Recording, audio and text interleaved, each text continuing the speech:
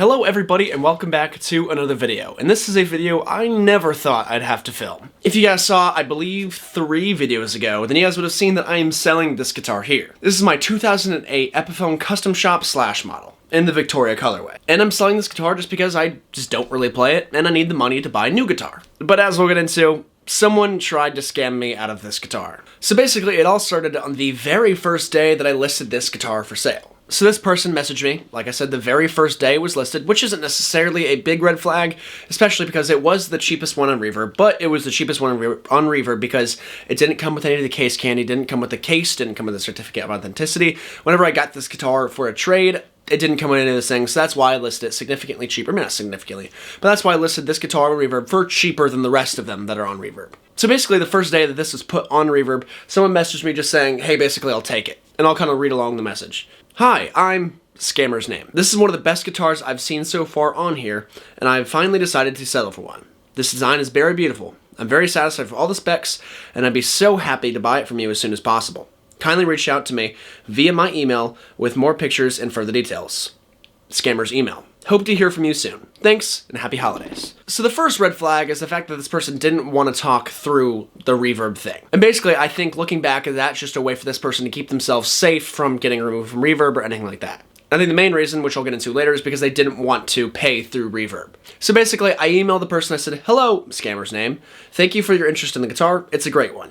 You mentioned some additional pictures. What specific angles are you looking for? I'm happy to take some and send some more. Thanks again. Then the person reaches back out and says, hi Cole, thanks for your response. I'd appreciate the detailed info. Sounds good to know the guitar's in great working condition. Up close pictures should be fine. Kindly provide your name, mailing address, final price, and number so I can start proceeding with the payment. I will mail a check to you. I've contacted a moving company to handle the pickup. They'll come and pick it up after the check has cleared, and they'll contact you with the schedule. Thank you. So at this point, I just kind of figured the person was older. Maybe they just didn't really know how to use PayPal or Venmo or anything like that, or just pay through Reverb. So they mail a check, which is totally fine with me. A lot of people my age actually haven't even used checks, but with my lawn care business, I've used checks hundreds of times, so I'm used to using checks. It's no big deal for me. But the other thing that was kind of weird is that the whole moving company thing. I was fully expecting to have to buy one of those Reverb boxes and just sell this guitar and mail it to the person directly from my house, which would have been totally understandable. That's usually what people have to do. But the whole moving company thing was, I mean, I was cool with it, I guess. I didn't really have a problem with that, but looking back, it definitely gets a little bit more shady. So whenever I listed it on Reverb, the price of the guitar was $615, and then it was $100 shipping. So I said, hey, sorry for the late reply. The final price is $715, including shipping. And then, of course, I just provide my information. So this is where it starts to get way more weird. The person says, sounds good. Kindly note that the mover's fee will be included in the check payment. When it clears, you are to deduct your money from the guitar and send the excess to the movers, because they need to pay for the tax and insurance. As soon as the check clears, the movers coordinator will contact you to schedule. Movers will come with the box for the guitar. Reply soon so I can start processing the payment. I will send the tracking number to you as soon as I have it. Thank you. So this is where it gets weird, or more weird than it already has been. So it doesn't really make any sense as they are hiring the moving company, and I'm the one that pays the moving company. It doesn't really make much sense to me, but whatever. At this point, I didn't really think anything too weird of it. I just kind of read and was just happy I would sell this guitar so easily. But they reach out again and say, please be rest assured that I will definitely be buying the guitar from you. So you can go ahead and take down the listing. Thank you so much. So I didn't do that because I wasn't going to take down the listing unless it was finalized.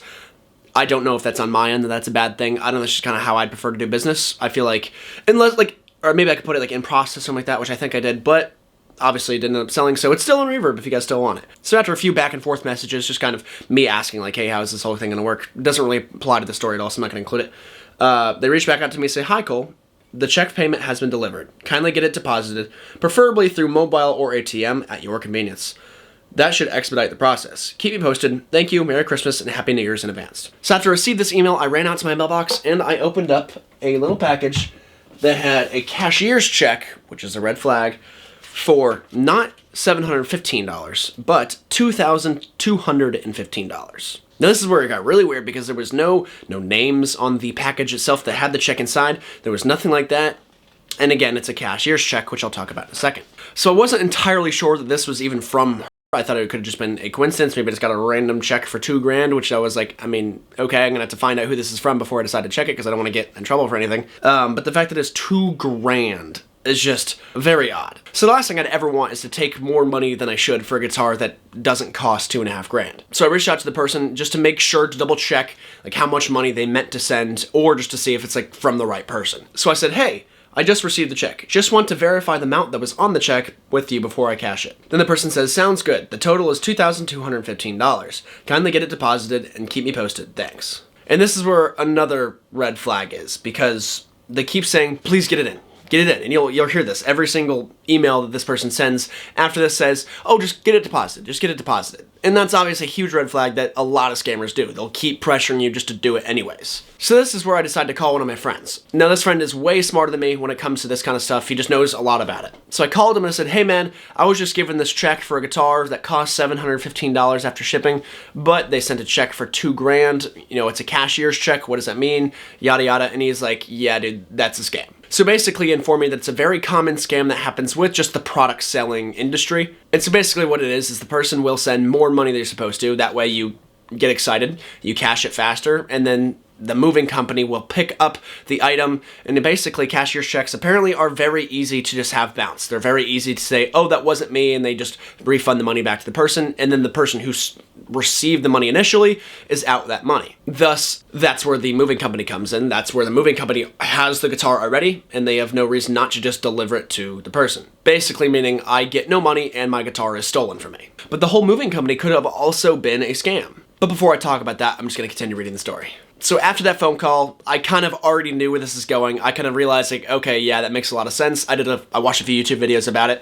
I knew that this is going to be a scam, but I didn't want to accuse that person of anything, so I decided to still talk to them, even though I kind of knew where it was going. We agreed that the total for the guitar would be $715. There's also a common scam that uses cashier's checks, so I will not be cashing this one. I'm also not trying to say that you were scamming me, but I'd still like to sell you the guitar. If you would still like to purchase the guitar, then I'd much rather accept a wire transfer for both of our financial safety. Thank you. Then the person says, that's right. I informed you about the mover's fee. The overage is the mover's fee. I can assure you that this is definitely not a scam, and there is absolutely no cause for the alarm.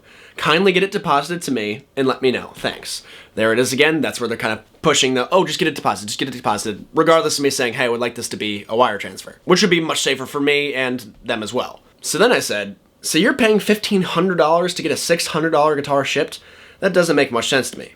You could still take care of the overage fee with a wire transfer. Again, I will not be accepting cashier's check for my safety. Now I kind of been a little bit more adamant and just saying, for my safety, not our safety, I'm not doing this unless it's a wire transfer. Then they email back and say, yes, that is right. The overage is the mover's fee for the packing up of the guitar and my other belongings because I'm currently moving.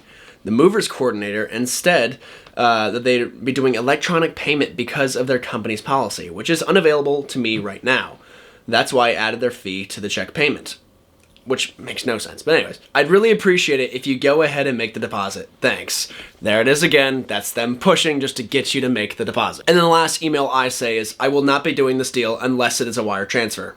If that makes it so the sale won't go through, then I'm sorry. Thank you for your time. And at this point, I already knew that it was just a scam. I knew that this deal wasn't going to go through, but I just decided to humor them and humor myself because it's a little funny. So obviously this has a ton of red flags all over it. And one of the biggest ones is, why would I be responsible for paying their mover's fee for them moving houses? That doesn't make any sense at all, even if they sent me the money to pay the mover's fee. Obviously, major red flag and makes no sense at all. Another big thing is that the movers themselves could also be part of the scam. Because like I said in the messages, they were going to have me pay that extra money above the $715 to the movers, that $1,500. So basically what that movers company could have been is just that scammer, or whoever's working for the scamming industry or whatever it is. They would come to my house, have me pay them $1,500. After that happens, not only do they get a guitar they can just pawn off, they also get $1,500. And after that check bounces, not only am I out of my guitar, I'm also out of $2,215. So basically one of the scariest things about it is if this person just sent the $715 that I asked for the guitar, I probably would have gone through with it and would have had no idea that it was just a scam. The fact that it was an outrageous amount more than what the guitar is worth is really when the red flags really started to all connect together. Another one of the red flags is, if you remember in the beginning of the story, they also asked for more pictures of close-ups of the guitar, but I asked what specifically they wanted, and after that, they never told me. They just said, oh, thank you for the clear and concise. I'm glad it's in great working condition, which is just weird because I never ended up sending them more pictures because they didn't really ever ask again. And obviously, I would have been perfectly cool sending more pictures. If they're like, oh yeah, if you mind just sending me a picture of what underneath the pickups look like, 100%, I would have done that. But they didn't. So I'm very glad, like I said, for my buddy who knows more than I do, and I'm also very glad that I did not fall for this, because I'm young, I'm dumb, I can make a lot of mistakes sometimes, we all do. And this would have been one of those mistakes that I probably would have made, like I said, if they didn't make it so blatantly obvious. So what's the point of this video, other than just me telling you guys a pretty fun story? Well, it's basically just to let you guys know that these scams can happen to anybody. I didn't think I would be scammed on the first day I listed a guitar on Reverb, but it did have red flags all over the place, so it's really important to just be careful, guys, and pay attention to those red flags. If something doesn't make any sense, just ghost them. There's nothing really wrong with that. I don't really like to do that. I like to give people the benefit of the doubt, which is why after even all of this, I still said, hey, listen, I'm still okay with doing this deal with you, but it has to be on this way. But obviously, they weren't having that. They knew that they wouldn't have gotten their money in guitar if it went that way. So I guess I didn't lose. So be careful, guys, please, because like I just said, it can happen to anybody. Well, I guess that means that this guitar is still for sale. So it is on Reverb. I'll link the Reverb link into the description below. Please don't try and scam me. But again, the Reverb link's in the description below. If you guys want to purchase this guitar, feel free to make an offer. I'm open for offers. You don't have to buy it for the price it's at.